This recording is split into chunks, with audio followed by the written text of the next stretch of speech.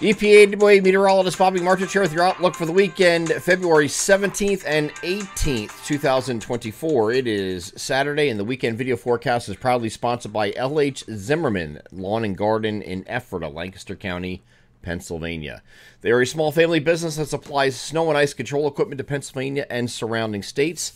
They carry a large supply of salt dog slide-in and receiver hitch spreaders, Fisher snowplows, Ariens snowblowers, and Ariens Mammoth sidewalk equipment. Along with the new equipment, they also carry an on-hand supply of parts for Salt Dog, Fisher, and Ariens. The benefit of purchasing from a small family business is they provide after-hours service for their equipment if you break down in a snowstorm. Stop by their location at 730 Glenwood Drive in Ephrata, Pennsylvania, or give them a call at the phone number above me here in the video, 717-733-4193.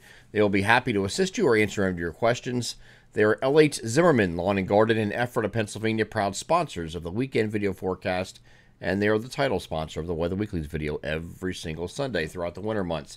So we had one heck of a surprise last night that was completely destroyed the snow map that we put out. If it wasn't there, it would have been just fine. But the fact that it was there caused a big problem. So let's go over to the NAM high-res future simulator radar first. This is what's going on this morning. A few leftover snow showers, and that's it. That will end before noon, and after that point, we are just partly cloudy skies come out. Partly cloudy skies come out after that point. Could be a few snow squalls that occur over mainly north central, northeast PA for the rest of the day, but that's about it as far as precipitation goes. So, but yesterday we had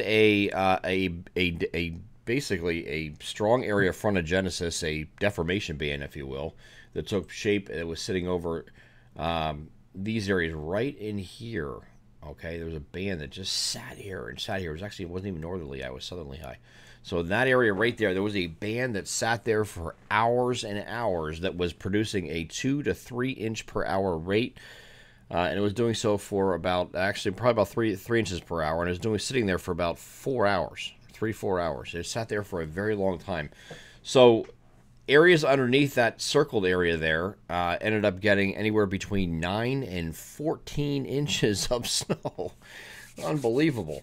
But this is what frontogenesis can do. You get these bands that just sit there and don't move, and it just dumps and dumps and dumps, and it was totally unforeseen. There's nothing, anything we could have done, nothing anybody could have done to predict that. Matter of fact, a lot of these areas that I circled were under a winter weather advisory, which means they were expecting less than 6 inches of snow in its entirety from the National Weather Service. So, I mean, this is an area that we had no higher than 7, and that was over here where that was, right? And it ended up being 9 to 14. So that's pretty crazy. But the problem with that is areas around that on the far northern side and southern side of that had some subsidence. Okay, subsidence is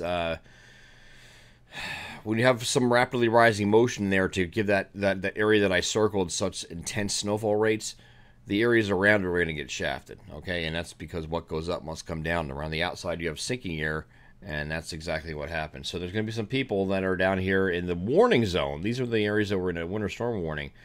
Did not do as well because of that band being there. So there will be some disappointed people this morning, or some people are like, what the hell just happened when they woke up? That's just how it happens, okay? And nothing we can do to predict it. No model had it. It is what it is, okay? So we're going to move past this with the snow showers today, and that will be it. And then this system moves away.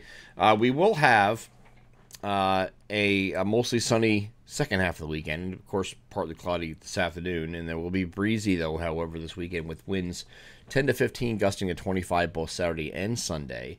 But it will be mostly sunny on Sunday, and we're looking at mostly sunny skies here on Monday as well, although the temperatures are going to start coming up after this little trough that was here this weekend starts to lift out. We're going to be back to near average temperatures here on Monday. Again, mostly sunny skies, though, expected, so we're not dealing with any precipitation early to midweek, and that is going to continue to go up as we head into Tuesday. The temperatures anyway, so we're going to be in the middle 40s and then upper 40s by the time we get to Wednesday. So we're going to have aggressive warm-up, intervals of clouds and sun both Tuesday and Wednesday, and dry.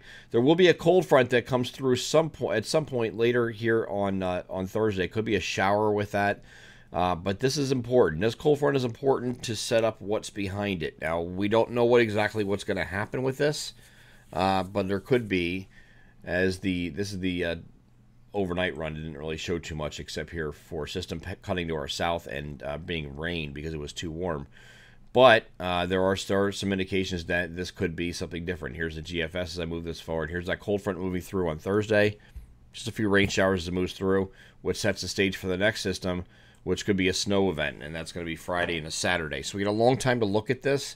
I don't want to put the cart ahead of the horse with this because we have a long time to go before this, but this is a winter storm signal we have in